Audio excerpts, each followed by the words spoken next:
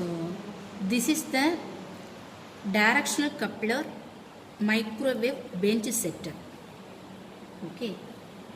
So the main equipment is directional coupler. So by using this directional coupler in this experiment, we have to measure the S parameters. Okay. So first we know that. So what is directional coupler? The directional coupler is a device which it is possible to measure the incident and reflected wave separately. Okay. So it consists of two transmission lines, the main arm and the auxiliary arm, electromagnetically coupled to each other. The power entering in the main arm gets divided between port 2 and port 3, and almost no power comes out in port 4. The power entering at port 2 is divided between port 1 and port 4. Okay, so this is the basic concept for the directional couplers. So we know that this is the component directional coupler arrangement.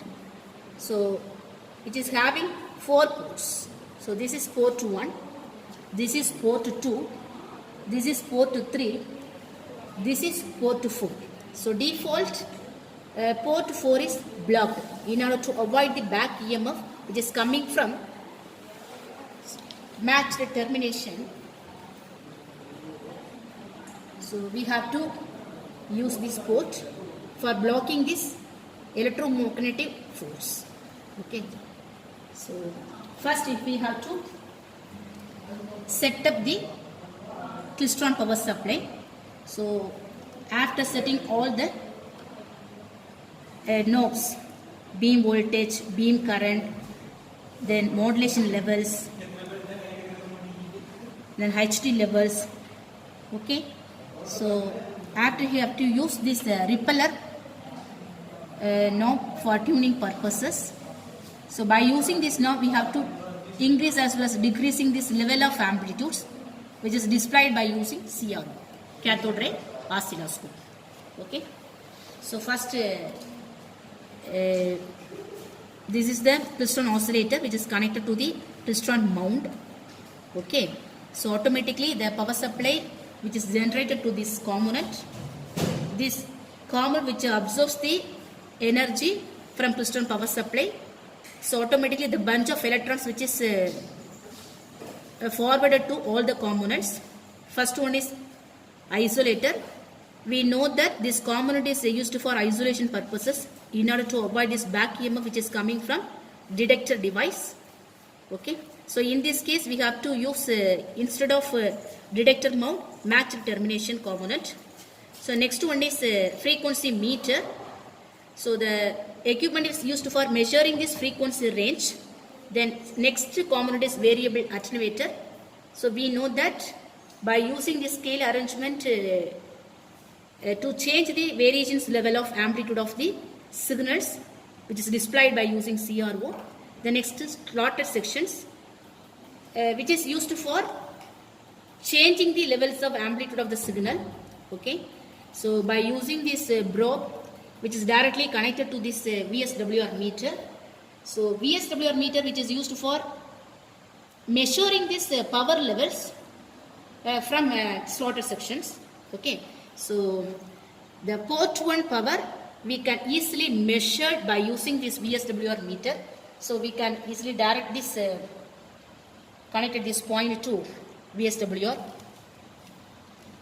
input selections point. Okay.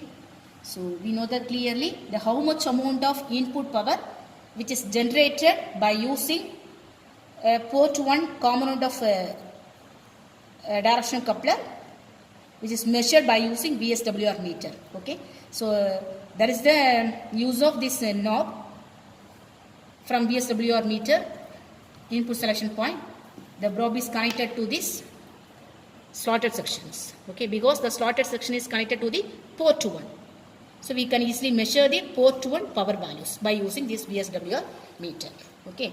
Then we know that So this incident wave or incident signal which is coming from port 1 is directly connected to this port 2. So the port 2, we have to easily measure this value for this power generated. Okay, it is called incident power. Okay, so this is the main arm, the horizontal section which is called as main arm. So this is port 1, this is port 2, this is port 3. Okay, so port 1 and port 2. So this horizontal arrangement is called main arm. So then port 3 arrangement which is called auxiliary arm. Okay, then in this case the probe which is connected to the port 3 values. Okay, so easy to calculate this P3 value, the power value which is generated from port 3, which is displayed by using CR. Okay, so how much amount of the power signals which is generated by using port 3, which is displayed by using CR. So this is the waveform. Okay, so this is the displaying signal. Okay, so how much amount of power is generated by using this port 3, which is also measured by using this VSWR meter. Okay, so how to calculate this power value? So this probe, okay, this probe is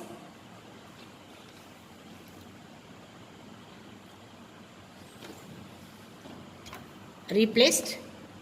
Then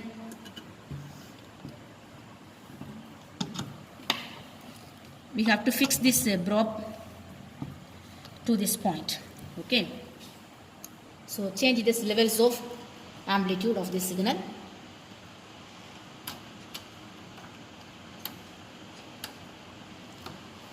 Okay,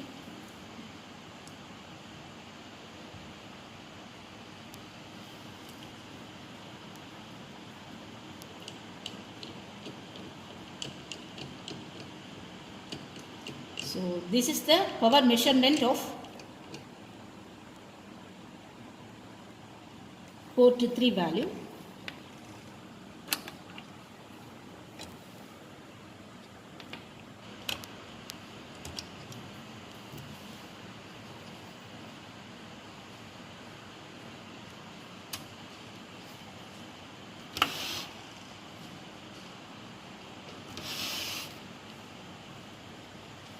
Okay,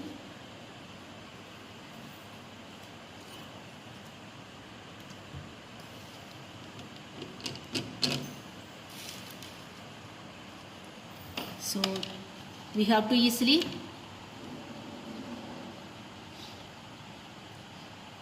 verify this level of power which is generated by using port 3.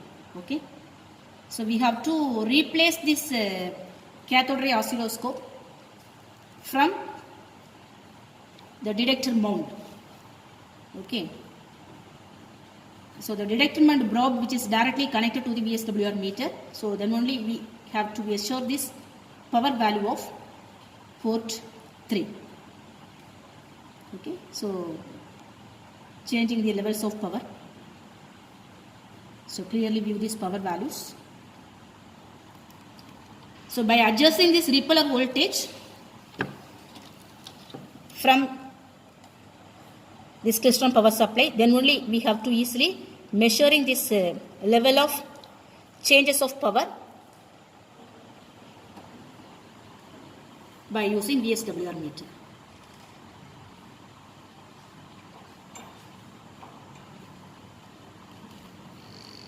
Okay, so similarly we have to interchanging the devices. This is the detector mount. So see this. So this is the detector mount. Okay, so this is matched termination. Okay, so we have to interchanging these two components, matched termination as well as detector mount. So port 2 and port 3 is automatically interchanged. So we have to measure this power value once again. So that is measured by using this VSWR meter. Okay, checking the levels of signals by using cathode ray oscilloscope. Then we have to calculate this coupling factors. Okay. So this is the formula. So coupling factor. So coupling factor in terms of decibel values. So coupling as well as isolations. So coupling means the formula 10 log base 10 value P1 by P3. P1 means the power which is generated from port 1. P3 means the power which is generated from port 3.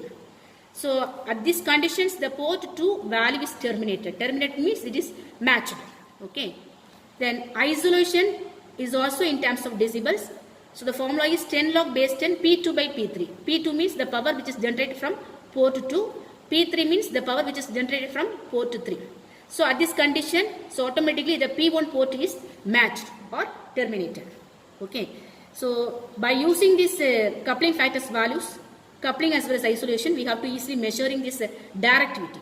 Okay. It is also in terms of decibel value. So directivity formula is the difference between these two values, isolation and coupling, I minus C. So the formula is 10 log base 10 P2 by P3. Okay. So P3 value is common, so it is automatically cancelled. So only we have to measure this P2 by P1 value for calculations. Okay. So easy to measure the directivity value, 10 log base 10 P2 by P1. Okay. So by using these four values, coupling, isolation and directivity as well as the power values P1, P2 and P3, we have to make a arrangement of S matrix by using directional couplers. Okay. Thank you.